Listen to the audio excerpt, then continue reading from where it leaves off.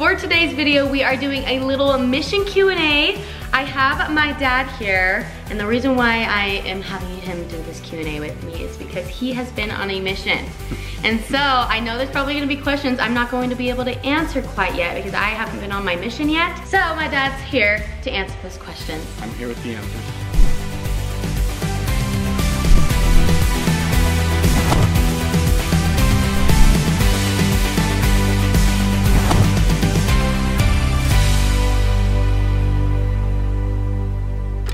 We should first start off with, where did you go on your mission? Mexico. Guatemala, right? Guadalajara. Guadalajara. Yeah, Guadalajara, Mexico. And I was there from 99 to 2001. Isn't that crazy? You were there during 9/11. Or did you come home? No. When was 9/11? What year was it? 2001. I got home in January of 2001. Oh, so it happened that later. Yeah, because I remember I was down at college. And you saw it on the news? And I remember seeing something on the news as I was walking out of the house in the morning to go to school. And then That's scary. when I got to the school, everyone was just watching the TVs there. That's crazy. That's when I first noticed, like, oh, Yeah. something's going on. Yeah, that's scary. You know, because we didn't have phones back then where we were all getting notifications and we were all getting the news everywhere we went. No, Did you have TVs all around your school? yeah, there's TVs up. Anyways, what language did you speak on your mission? Spanish. I am going to Montana, Billings, Montana, and I'm speaking English. So I am like far different from my dad's mission. I asked you guys on my Instagram to give me some questions about either missions or like what's going to happen with Kesley J Collections or something like that. You guys have pretty good questions, so we are going to start. First question, this is for me. When are you leaving? I start January 8th. I am leaving officially to Montana in like February. The month of January, I'm doing Missionary Training Center, which is MTC, and it's basically going to help me understand how to do my mission. And so I'm super excited to do that. Do you have a phone you can use on your mission? I cannot bring my phone on my mission with me. The mission leaders there give us Androids is what the phones are. I'm going Androids, you guys. No. Not Apple anymore. But they give us Android phones where we can use it for, I don't know, scriptures, information, like anything, like texting, calling, whatever. And that is the phone I will be using for 1.5 years. I'll be taking pictures on that phone. I'll probably bring like a camera though, so there's some good pictures, because I know Android quality isn't very good. But I will not be able to bring my Apple phone with me, but I am going to have an Android for 1.5 years. You didn't have phones back then though. We didn't have phones and we didn't email, so we were able to write. And from Mexico to Utah, it would take at least a month to get a letter. We were allowed to call home on Christmas and Mother's Day. So there was like 3 holidays we could call home. So 3 or 4 times a year we'd call home and that's it. Everything else was through month-old letters. I remember my mom sent me the 12 Days of Christmas. And you got it in January? And I got it in June. Oh, what? I got it 6 months later.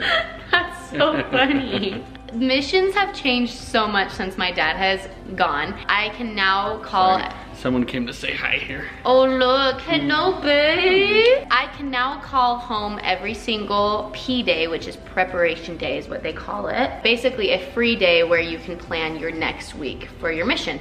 So I get to call home on P days, which is once a week. I'm so blessed for that. They have changed that because of phones and being able to... Do you know what day it is for you? I think it might be a Monday. I think my P days will be Mondays. As of MTC, my P days are Saturdays. But next question, will you still be able to do social media during your mission? Yes, I am able to use Facebook, I'm pretty sure, which is technically connected to Instagram. I don't know if I'll be able to connect my Instagram to my Facebook though, but I know every time I post on Instagram, it goes to my Facebook. So I'm hoping I can figure out how to post Facebook and have it go to my Instagram. But yes, I can use Facebook. I can use Facebook Messenger to communicate with people, and I think that's about it. So no TikTok or anything like that. It's just because it's a distraction, that app. I can say for myself it's a distraction. I'm on it all the time. It'll be good for you. Yeah, so I'm actually super excited just because TikTok has gotten so toxic, so it's gonna be kind of nice to get away from that for a little bit. And also I feel like it will help my addiction a little bit. And I think everybody is. It seems like everyone's just on their phones all the time now. Yeah. So it'll be good for you to kind of get it off for a little bit. I know. And then Kessie's gonna send us, you know, she'll send us some videos and stuff that I think Shanna's gonna try really hard to post some of the stuff on there so you can see it. And this also goes for my YouTube. I have pre-filmed a lot of videos, which by the way, you will see this mission Q&A when I'm on my mission. I'll probably be in Montana by the time you see this video, but I have pre-filmed a lot of videos for you guys, and I'm so excited because I got so many comments saying, no, I'm gonna miss your videos, and it made me so sad. So I worked really, really hard to get videos at least once a month out for you guys, so you guys won't miss me too much. I'm just joking, but I just really want you guys to be able to still have videos, and I just love filming videos too. So I pre-filmed some videos, and I'm excited for those to come out, so make sure to stay tuned for those. On a scale of 1 to 10, how excited are you? I would say as of right now, I'm like an 8, I think, because there's that still 2%, I guess you can say, I'm a little nervous. But it's just because it's a big change and I don't know a lot of things that are going to happen quite yet. So I'm excited to see Montana. I've heard so many good things about Montana. The change will go by quick. Yeah, it will probably take, what is it, 2 weeks for an addiction to be like? So it's 2 weeks for a habit to be made. Yeah, okay. To create a new habit. So probably, if you're trying to get rid of old habits or create new habits, about 2 weeks and you can start kind of grasping onto it a little bit and being better at it. But so hopefully I can. Yeah, it'll take you a little bit just to kind of get accustomed to what you're doing. And Especially living in a new state. Yeah. It'll definitely take like a month or two. But you know that. So, you know, over the next couple of months, that makes it easier. You're gonna realize, you know, it's just a transition you're going through and just learn how to deal with it. Dad, I'm gonna need your help answering this question. What is going to happen to Kesley J Collections? That's a hard question. I know. How would I say this? She will not be the face of it for a while. I have hired some employees to help me out, and my parents are being the best parents ever and helping me out with it too a little bit. I've got a new hobby, guys. New hobby. They are helping me kind of just make sure the employees are good. If they have any questions, you know, they can go to my parents about everything. But we have employees packaging. We have some models that are gonna come over and take pictures of the clothes with my mom who does the pictures. So we will still be having launches come out. And I'm hoping that you guys will still be able to send me like some dresses that have come out or anything, like maybe even a cute shirt, and send it to me in Montana, and I can. If you need like a new sweater, new dresses or something, we could send you some of what we got for you. But yeah. So we've got the employees that are gonna be running most of the things. Like they do all the customer service, the shipping, the fulfillment center, and we've got a warehouse that everything's in, and then Mom likes to do all the photography, most of it, and then we've got models that will come in. So most of it's hired out. And I'm just gonna kind of sit back and manage it. Yeah, and I'm so excited about that because I did not want to not launch cute clothes for Kesley J Collections because I've been doing this for a really long time now, and you know, I just don't want to let it go, and so I'm putting out some launches still, and I'm excited. So stay tuned for those launches. We'll have some really cute clothes, and I have picked out some clothes for future too. So well, I think it's cool that you've been able to create what you have. The clothing store is just kind of a hobby that you do. It's just kind of something fun that you do along with all your other marketing and everything else that you do. And so it's fun to kind of see you growing with that. And then when you get back, I think that'll be fun for you to kind of be able to jump into that full time and really get it running. But once I come back, I'll be able to be model for some clothes again and be able to work on Kesley J Collections. So I'm excited for that, and it's gonna be good. With everything, I've got everything planned out. It's still gonna be running. This is a question for my dad to answer. Someone asked, how do you serve the people? And I haven't been on my mission yet, so, you know, I have ideas. Maybe I can shovel snow. How did you serve people in Mexico? There's a lot of things you can do, especially when you're kind of out in the streets all the time. You can always find, you know, little things to do to serve, but a lot of it is through some of the other members that are there. They'll have these little projects and stuff that need to be done, and the missionaries can be invited to come over and help with some of the projects. And then it's just reaching out to people out in the streets. You get to know, you get to know a lot of people in the neighborhood and around, and lots of them will have projects that, you know, that you could help out with. And when I was in Mexico, we went out, we had one guy that lived out in the middle of nowhere. He made his own house out of his own bricks that he made himself. Wow. And so we actually went over there for a while. We went over there like every morning, and we'd roll up our pants and we'd go stomp in the mud. Really? And we'd make bricks. Nuh-uh. We made bricks, and then as soon as they dried out, we'd put them in the oven. He had a big furnace oven. He'd put everything in, we'd cook the bricks, and then he'd build his house up bigger. So wow. he was living in this little square house, and then he was adding rooms onto it. And so every day, you know, he'd have new bricks that he'd go put more wall up, That's make cool. it bigger, and we went out there and helped him stomp in the mud. Did he finish his house? Not while I was there. I mean, yeah. it was a process. He'd been working on it for over a year. And something about missions is you're not going to be in a certain area for super long. So did you leave that months. area before? That's why, yeah, I left that area. So I was in, most of my areas I was in for a couple months. There were a couple where I was there just for a couple weeks, and then I get switched somewhere else because it was just a temporary solution. And then yeah, I was in Manzanillo for I think almost 4 months. Spent there in Manzanillo. Cool. I won't be in Billings, Montana. I might not even. You could be, you may not. Yeah, I'm not gonna be Billings in Montana for too long, or there's a possible chance I might not be in Billings at all. But when it says Billings, Montana, they mean a certain area.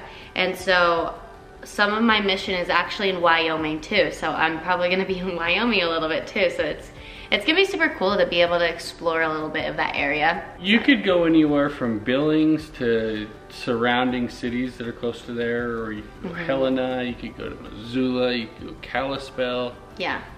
Cody, Wyoming. You know, there's a lot of different cities you could be in. So I'm not like going to be in Billings, Montana for that whole year and a half. Maybe for a small amount of time, or maybe not even at all. She'll be all around the whole western state of Montana. And so it's actually super cool because you know, I feel like it would be hard to stay in one spot for so long. It's gonna be cool to see different communities and cities and stuff like that. Another question is, someone was asking where I have been getting all my missionary clothes. I'm actually launching a few dresses on Kesley J Collections that I'm going to be bringing on my mission. I'm technically calling it the missionary launch, and it's just a bunch of cute dresses that are, you can wear on missions, or you can wear to church or wherever, and they're just really cute dresses. And so I'm going to bring some of those dresses on my mission. And then I got a lot of my clothes from Sister Missionary Mall. Oh, this place called Colby and Claire was a really good place too. They just had a lot of dresses there. For missions, I'm going to be wearing dresses, skirts, and slacks for a whole year and a half, which I'm actually so excited because I've been wanting to wear dresses and skirts more often, but sometimes I feel like it's just too fancy, and now I have an excuse to do it. Did you get any slacks? Yeah, I got like 2 pair. Just a black one and then like a tan pair or something. So I got some slacks that I'm going to be wearing. And then on P days, you can wear sweats, anything, because it's your free day. So it's kind of nice. It's going to be cold. It's gonna be cold in Montana wearing dresses. It's currently minus 21 degrees. Oh, today? No, tomorrow. I think it's minus 21 degrees. They actually have you bring leggings, just thermal pants, or anything to keep you warm because they know it's super cold there. So I'm going to be wearing leggings under my dresses and all this stuff. You're used to the cold and the wind. Yeah, that is something I will say. I'm so grateful. If you could see outside right now, it's about 60-mile-an-hour winds, snow blowing sideways. No, it's seriously so bad. In fact, I can hear it behind me right now, but it was so random too because we did not get any snow. Yeah. And then all of a sudden it just started snowing so much, and it's supposed to snow all this next week. Yeah, we got about a foot last night. So someone asked about my email list, and if you don't know what it is, it's basically where people will send emails to missionaries, and then they will get, you know, emails on their P days of what they did that week, which is a super cool thing. I have thought about this, and it's going to be so hard if there's a lot of people that I want to be on my email list. So my mom and I came up with this conclusion, and we are going to make a little blog. Well, my mom's going to be making a blog. So she's going to take my emails that I'm writing and put it on a little blog. My mom will link it for you guys. She'll get the link sent out to you. Yeah, and it's super fun. So you'll be able to just click it and look at it and look at pictures. Speaking of my mom's calling my dad right now. What? We're filming. In the basement. Come here, Mom. So we are going to be making, or my mom's gonna be making a blog for me, and I'm actually super excited to see how this turns out. My cousin has a blog right now. She just left on her mission like 2 weeks ago. It's been super fun to look at it and see all the pictures and stuff. Fun way to keep up with what you're doing. So if you wanna see what I've been doing in Montana, then check out that blog. I think what's cool about the blog is once Mom can put together all your emails with pictures and everything, you can then print out that blog and make a book out of it. I know, I'm excited for that. And I'm also going to be bringing like my film camera with me. Grab just like maybe 3 rolls of film. And then when I get back from my mission, that's when I'll develop my film. Yeah. And it would be so cool like seeing it like for the first time after a year and a half. It's gonna be like, oh my gosh. What do you think might be a culture shock in Montana? The thing about Utah is a different breed.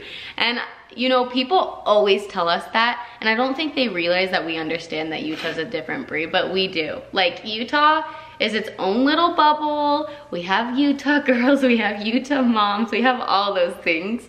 And we know, it's definitely a different breed. And so I think what's going to be kind of like a culture shock is probably just people are going to be different down in Montana and not here at like Utah. Utah is just a different breed. And so I think people will be different in Montana, and I feel like driving will be a little interesting because Utah everything is so close that I feel like in Montana's a little more spread out. So I feel like driving might take a little bit longer. I don't think it would be too bad. I don't think it would be like Tennessee, but like just more of the farming culture that you're gonna be in out there will be a little bit different for you. Yeah. It shouldn't be too bad though. I mean, Grandma grew up on the farm, you know, and we had sheep growing up and everything, and so you know, I did that quite a bit as a kid, and it won't be too bad for you. It'll be kind of a little bit slower pace. Yeah. You know, being out of the city, which is good. I think the biggest shocker will just be getting to know new people. Yeah. Just where you're at, trying to feeling at home at where you're at with new apartments and new people and new places. Yeah. That's the hardest thing, but.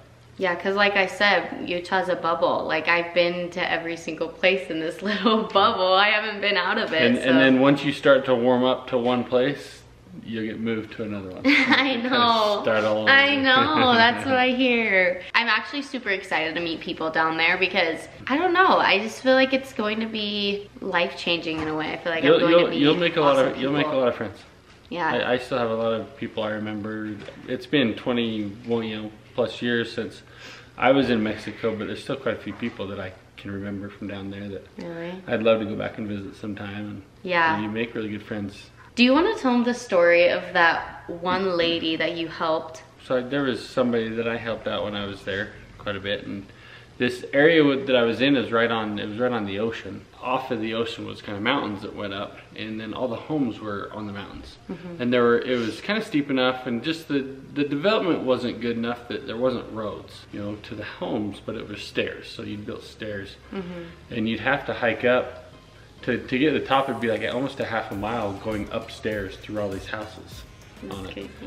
And there was this one lady that we met. We actually met her down at the bottom. She had a wheelchair that she was in. She didn't have any legs, so she was cut off at her waist up, and she lived at the very top of these mountains. And we helped her. She jumped on my back, like just kind of jumped on her around and kind of wrapped like this. And we walked her all the way to the top, to where her house was. But she would do it by herself almost daily, and she would do it on her hands. Like, she would crawl down all the stairs on her hands. And then she had kind of this little bucket that she had kind of like with a belt that was kind of fastened to her lower waist that would kind of drag so that she wouldn't hit. But most of the time she could balance herself, so she wasn't touching at all. She was just on her hands. My dad said she you should have seen her shoulders. I mean, she was ripped. Her arms and her shoulders were so big. That's insane. And that's what she would go up the stairs all the time like that. I'd throw her on my shoulders and we'd hike up the mountain about a half mile to her house and drop her off. And she'd feed us all the time. She loved us coming over, and she would cook the best meals. But we'd go get the food for her a lot of times, but sometimes she would go do it herself. We wouldn't even ask her to. And she's like, "Are you guys gonna come over for dinner?" And sure. You couldn't say no. We'd come up to dinner and we'd realize that she had planned this whole day out just for us to come to dinner. So she'd wake up early in the morning, she'd go a half mile down to the grocery store, and then she had a backpack on, and she put food in the backpack, and then she'd go a half mile back up on her hands with food and backpack on, all the way back up the stairs. just to make dinner for us. So she was doing this all day long. Wow. I inspire to be her. That's awesome. And then we'd show up for dinner and she, you know, she'd have it all ready. It was the most amazing meal that we'd have. And that's crazy. But we would always, she had things that she had to do all the time. So I liked the exercise, to be honest, because you know, I was always pretty athletic. So we'd run up, I'd grab her, she'd jump on my shoulders, we'd run down. There's different kinds of missions you can do. You can ride bikes, you can do a walking mission where you're just mostly walking, or you can have a car. And Montana has a car just because of how cold it is there and stuff like that. But I was honestly crossing my fingers that I get a walking mission just because I feel like it'd be so fun to walk around and like be outside most of the time. We would walk a lot. I bet we'd probably walk 10 to 15 miles a day. And it wasn't easy walking either. Most of the roads were cobblestone. Your ankles would get really strong because you're rolling them all the time. Wow, yeah, that's crazy. And you were a soccer player too, so. That definitely helped. The last question we are going to answer for today is, where do you sleep on your mission, or do you live with other missionaries? The mission field will provide a house for you that you will live with your companion. So a companion is, I don't know, could you have like 3 companions at one? Yeah, so you'll always have one companion you're with. And then when you go to a different area, you'll get a new companion. So you'll probably, I think I went through 8. I had 8 different companions over 2 years. Yeah, you could be just your companionship in one apartment. It could be an apartment, it could be an old house. Probably where you're at, it might probably be apartments be where you're at. Yeah, probably. We were in houses down in Mexico. But yeah, you could be just you and your companion. Or my first house I was in, there was 6 of us in there. So yeah, it just kind of depends on where you're at. Yeah, so that's another thing about switching areas is you also get a new companion. So it's just all nervousness. Which is good. Which is so good. Because some of them you'll just absolutely love. You know, you're like, oh my gosh, this is the best companion ever. You know, and then like, you get switched up to a new one. You're like, oh, this is a good companion. And then so, yeah, and you'll have 1 or 2 where you're just like, oh. This is hard. But that's what's so nice about missions is you kind of get to learn what you can live with. And so and that's what's important is that you learn just how to communicate, how to deal with different types of personalities, how to deal with people. So I think it's actually super cool that you get to live with all types of different people. It's just gonna be very interesting because I know there are companions out there that's gonna be very interesting and I'll have very interesting stories to tell. And then I know there's going to be companions that I will absolutely be like my best friend and hopefully stay in contact with them. I hope I can find a companion out there that I will always stay in contact with. I feel like I'm ready to meet a lot more people. I've been very reserved and only had like a couple of friends and I haven't been very open, but this is me being a little open and going out there, so I'm excited to meet all these people. And you'll get to know like your mission president really well. You get to know them. We still have mission reunions that we go back and meet everybody. And really? And my mission president, I had Presidente Torres. He contacts me all the time, lets me know like, hey, we're gonna have a mission, you know, how you guys doing? That's so how we're cool. doing. He's from Colombia. This whole mission process is going to be the funnest, but also most scariest, but also most exciting thing I will ever do. I cannot wait to go on this little adventure. It's for 1.5 years, which may seem super long, but I feel like it will fly by because you know my high school friends? My high school friends come back in 5 freaking months, guys. I feel like I just saw them. They went out for 2 years and they come back in 5 months. That's insane. It goes so quick. So I'm super excited. It will be. It'll be the hardest experience up to this point in your life. It'll be the hardest experience you will have ever done, but it will be the most rewarding. Something I am sad about with going on my mission is I am going to miss all of my friends coming home, but they'll be here when I come home. You saw them all leave, so yeah, you're good. Yeah, so it's gonna be really new and exciting and I cannot wait. If you guys live in Montana, hopefully I'll see some of you guys there. It'll be super fun to get to know some of you guys, and I hope you guys enjoyed this little Q&A. Give this video a huge thumbs up. Subscribe. Comment down We below. still say the same thing. I've been Yeah. saying that for like 5 years now. I know. And I still don't know. I don't know how to end a video. I guess we could just say bye. I think they're all subscribed by now. Yeah, probably.